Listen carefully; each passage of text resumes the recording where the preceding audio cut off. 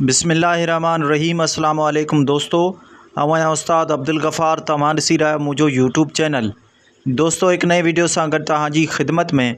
दोस्तों अॼु सबक़ु 28 दर्जे 3 मां, जंहिंजो उनवान आहे रिश्तनि जो एहतराम। पहिरें हिन सबक़ जूं लफ़्ज़ माञाऊं, पोइ सवाल जवाब, उन खां बैदि में ॿियूं जेके एक्सरसाइज़ूं आहिनि उन्हनि खे हल कंदासीं। तव्हां दोस्तनि खे गुज़ारिश आहे, जेकॾहिं चैनल ते नवां आहियो चैनल खे सब्सक्राइब, वीडियो खे लाइक शेयर ऐं पंहिंजे क़ीमती राय खां ज़रूरु आगाह कंदा।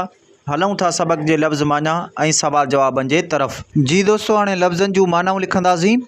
लफ़्ज़ कुटुंब माना ख़ानदान, लफ़्ज़ समाज माना मुआशिरो, लफ़्ज़ भाती माना घर वारा, लफ़्ज़ सुधारो माना सुठाई, लफ़्ज़ कई माना केतिराई, लफ़्ज़ वर्ताओ माना पेश अचणु, लफ़्ज़ क़दुरु माना ख़याल। पोइ लफ़्ज़ आहे वतन वासी माना देस वारा, लफ़्ज़ आला माना ऊचो, लफ़्ज़ समूरा माना सभ, लफ़्ज़ अज़मत माना वॾाई, लफ़्ज़ मञिजे माना चयो वठिजे, लफ़्ज़ आदाब माना तरीक़ा या अदब जो जमा, लफ़्ज़ नेकनामी माना साराह या नेकी या वाखाण।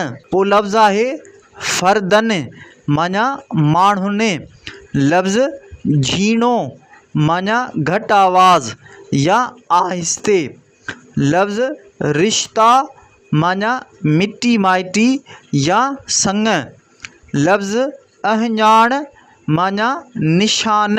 मश्क अलिफ़ हेठि ॾिनल सवालनि जा जवाब ॾियो।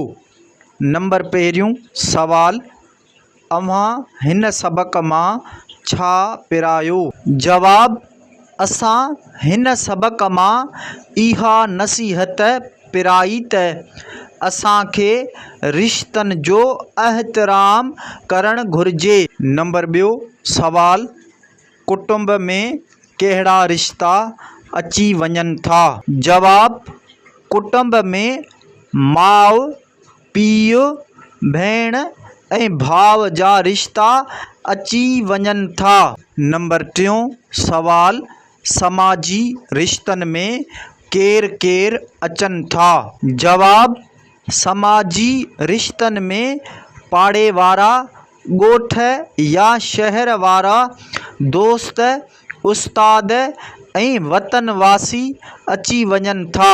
नंबर चोथों सवाल, वतन ऐं क़ौम लाइ नेकनामी कीअं कमाए सघिजे थी? जवाब, सुठियुनि आदतुनि, सुठनि आदाबनि, उथण वेहण जे आदाबनि सां वतन ऐं क़ौम लाइ नेकनामी कमाए सघिजे थी।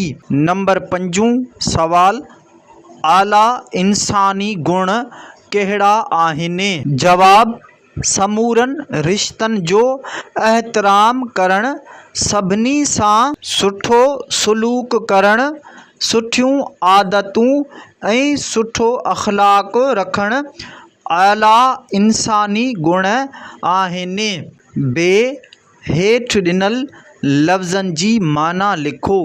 जी दोस्तों, हाणे ही लफ़्ज़ आहिनि, इन्हनि जूं मानाऊं लिखंदासीं। लफ़्ज़ आहे क़दुरु माना ख़याल, लफ़्ज़ वर्ताव माना पेश अचणु, लफ़्ज़ झीणो माना घटि आवाज़, लफ़्ज़ कुटुंब माना ख़ानदान, लफ़्ज़ सुधारो माना बहितरी या तब्दीली। जीम, हेठि ॾिनल लफ़्ज़नि जा जमा लिखो। जीअं किताब, वाहिद आहे, जमा किताब। जी दोस्तों, हाणे वाहिद लफ़्ज़ आहिनि, इन्हनि जा जमा लिखंदासीं। वाहिद लफ़्ज़ आहे मुल्क, जमा मुल्क, लफ़्ज़ वाहिद आहे शहर, जमा शहर, लफ़्ज़ वाहिद आहे घर, जमा घर, लफ़्ज़ वाहिद आहे दोस्त जमा दोस्त। दाल हेठि ॾिनल लफ़्ज़नि जा उबतड़ यानी ज़िद लिखो। जी दोस्तों हाणे ही लफ़्ज़ आहिनि, इन्हनि जा उबतड़ लफ़्ज़ यानी ज़िद लिखंदासीं। लफ़्ज़ चङो उबतड़ लफ़्ज़ बुरो। लफ़्ज़ नेक उबतड़ लफ़्ज़ बद। लफ़्ज़ गुण उबतड़ लफ़्ज़ अवगुण। पोइ लफ़्ज़ आहे इज़्ज़त उबतड़ लफ़्ज़ ज़िल्लत। लफ़्ज़ पंहिंजो उबतड़ लफ़्ज़ पराओ।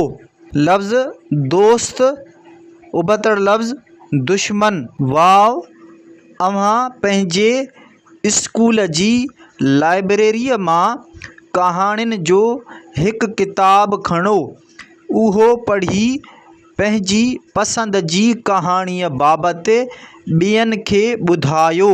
जवाबु मां लाइब्रेरीअ में वयसि, उते हिकु प्राइमरी क्लास जो हिकु किताबु रखियलु हो, उहो पढ़ियमि। उन मां मूंखे हीअ कहाणी ॾाढी पसंदि आई, जंहिंजो उनवान हो क़ौम जो दुश्मन। हिकिड़े शिकारी हिकु ॾींहुं पंहिंजे ॼार में हिकिड़ो पखी फासायो।